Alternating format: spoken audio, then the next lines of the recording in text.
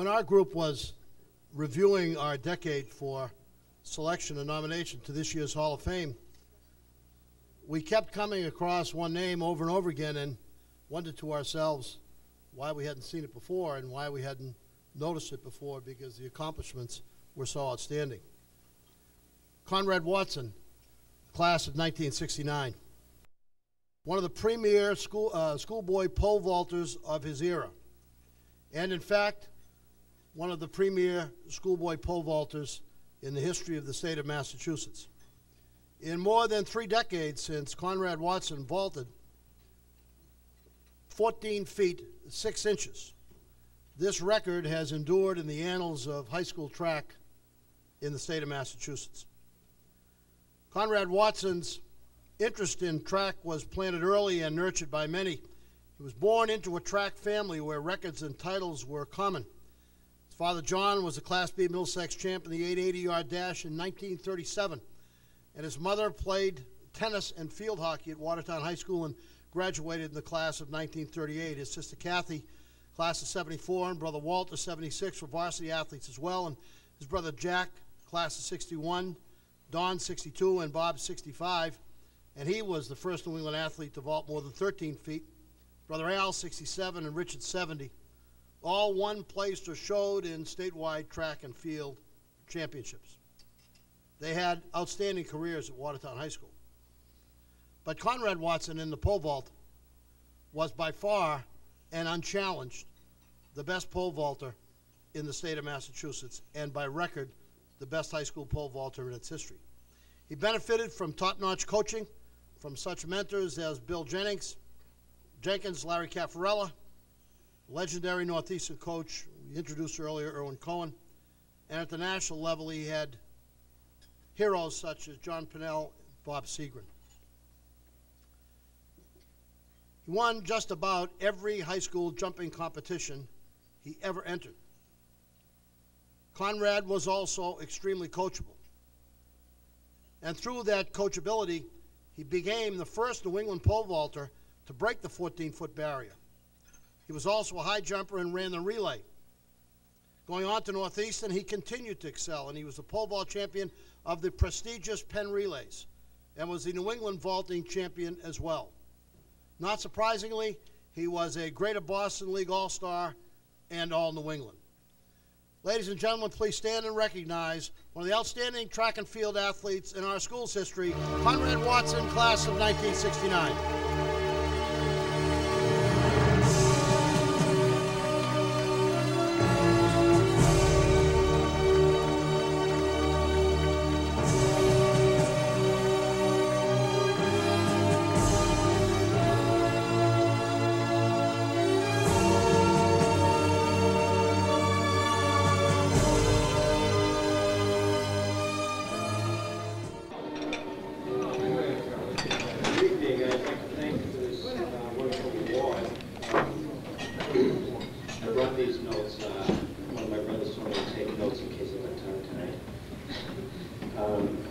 It's funny because it was mentioned earlier about one of the girls who she was tri-high club, the girl who won the award. And my mother turned to me, who's here tonight, and she was in the tri-high club 66 years ago. And it's funny because when I was at the Cuniff School, which is in the west end of town, there was a gym teacher there. Her name was Mr. Gain. And she used to say that I have 6 brothers, and she always used to say to us, your mother was one of my best athletes. She said she played field hockey and tennis, and it's a good thing she was the way she has to teach you boys around. My father is here tonight, and coincidentally with this evening, I was talking to my old coach, Erwin Cohen, and he asked me how long my parents have been married, and it's 60 years tonight. They're both here tonight.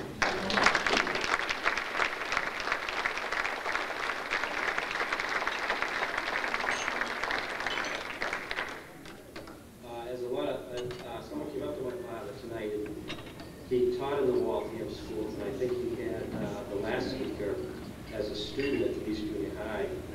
And a lot of people have come up to him and said, why are you why is Conrad in here? Why aren't you in here? I had a painting business when I was in college in town. I used to paint houses sometime after I got out of college. And a lot of people who I worked for were influenced by my father. A lot of them went to college because of my father.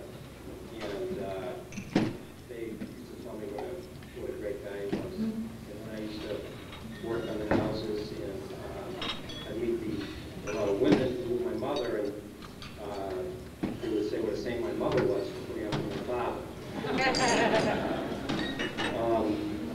I have a lot of people here tonight with 8 kids in my family. That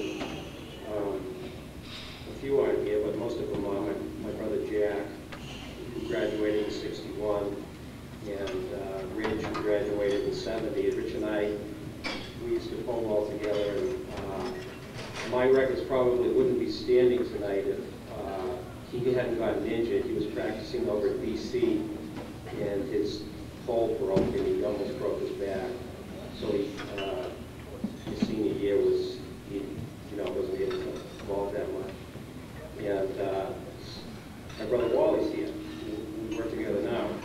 And I have someone here too who, this kid is absolutely obsessed with lacrosse. He's obsessed with lacrosse, as Kathy Gooden was field hockey. And he had a game tonight at Western High School, and he came here instead, and he insisted on coming here. It's my younger son, Brian.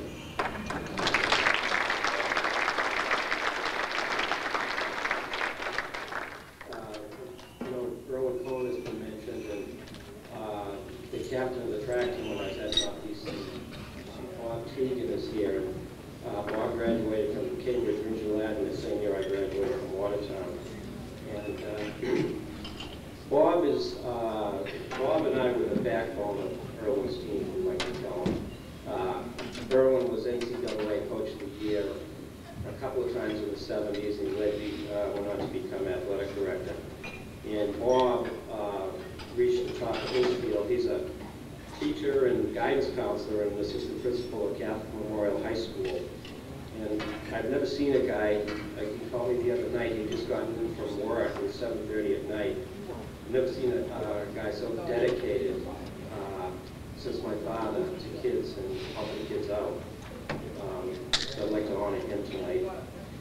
And we ran into Kippy Beach earlier, I guess, which is the Hall of Fame. He said it was really funny seeing all these old faces and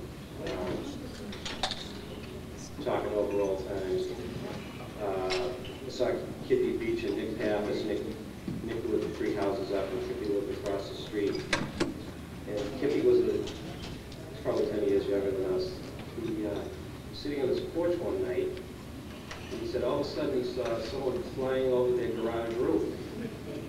And Nick said, we used to sit up in our backyard and watch you guys cobalt onto the roof of the garage.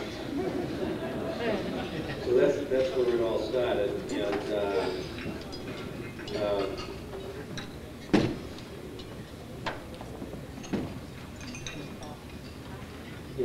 I think probably one of the things that inspired me the most was when I was a very young kid, I used to, my brother Jack especially, because he had his own bedroom.